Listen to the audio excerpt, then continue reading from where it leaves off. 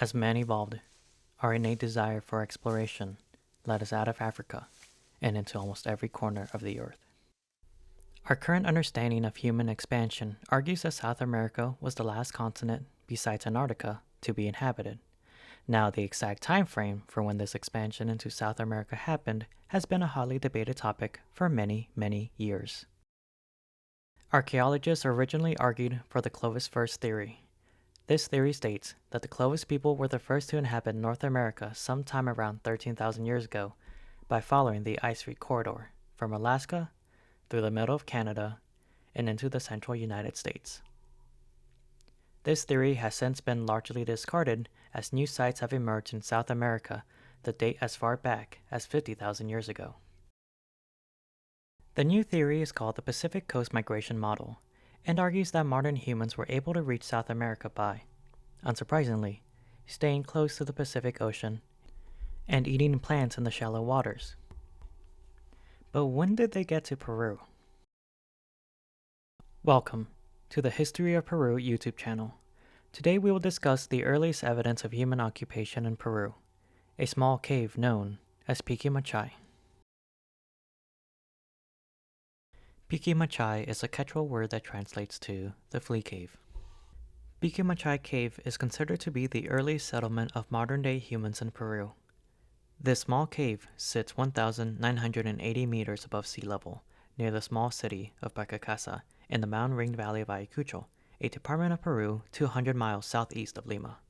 This site is actually what motivated me to start my blog, which I will link in the show notes below, and this YouTube channel.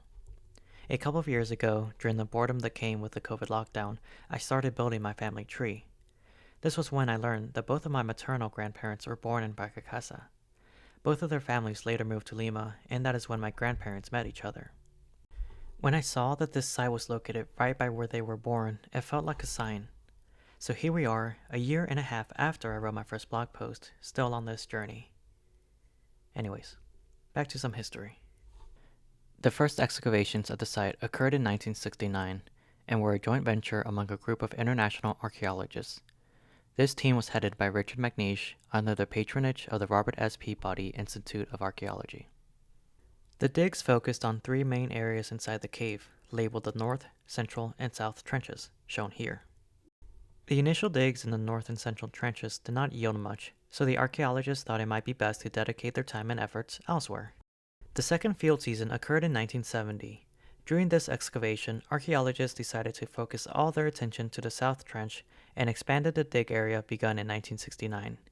Here we see the original size of the South Trench in 1969 and its expansion in 1970.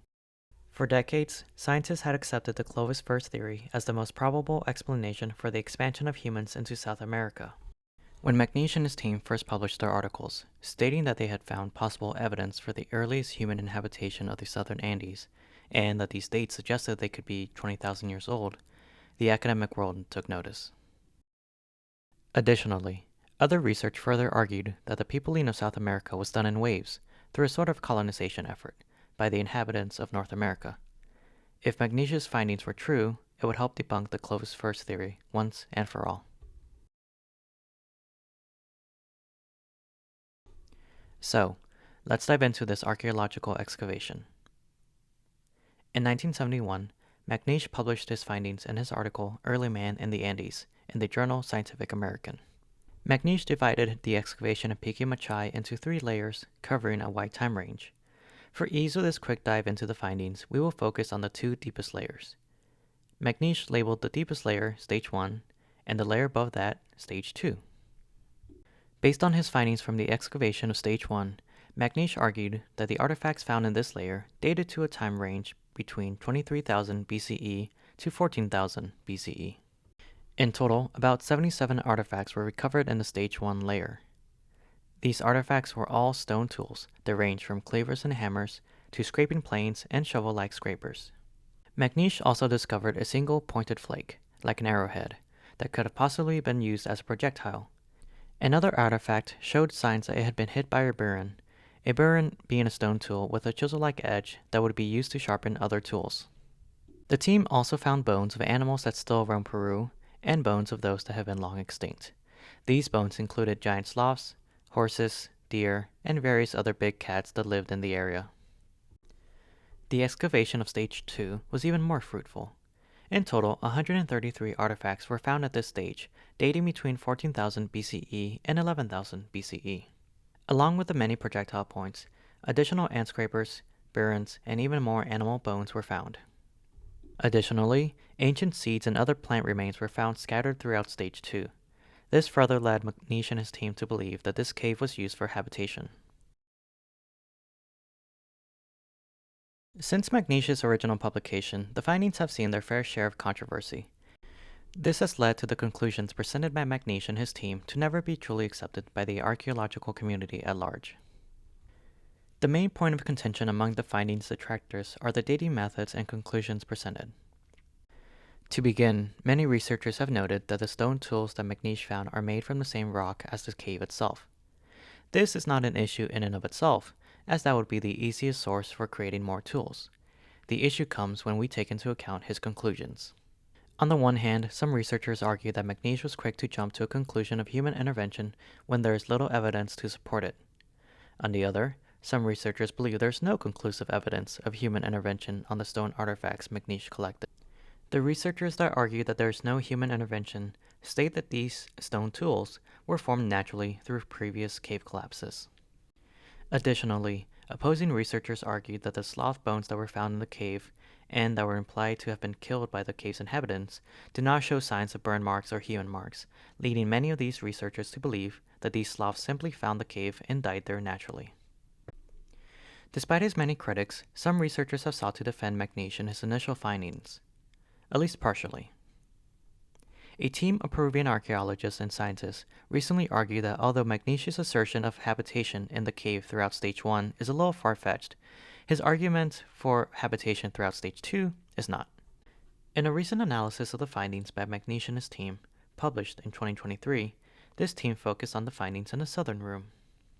Based on their review from the earliest digs, the team concluded that the stone artifacts are in fact human-made and show clear signs of non-natural modifications.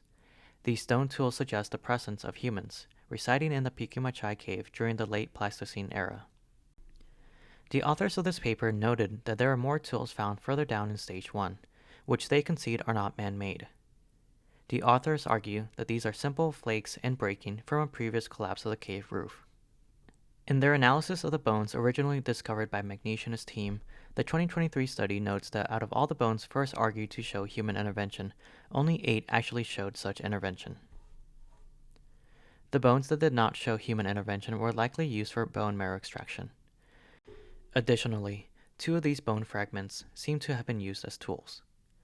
Unfortunately, because the bones that show human intervention are intermingled with the bones that do not, it is hard to pinpoint a good time frame during which human intervention was first performed on animals in this cave. The study's best estimate for the presence of humans in the Pikimachay Cave would be between 12,000 BCE to 8,000 BCE.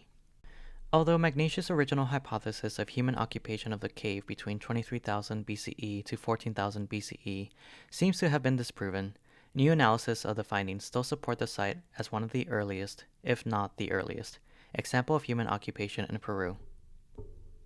In examining these findings, we can also conclude that this site is another example disproving the Clovis First theory, as ancient humans must have made their way to Peru over a long period of time, before the time frame that is presented in the Clovis First theory. I hope you enjoyed this video and learned a little bit more about the history of Peru. If you are interested in continuing this journey with me, please subscribe to the channel.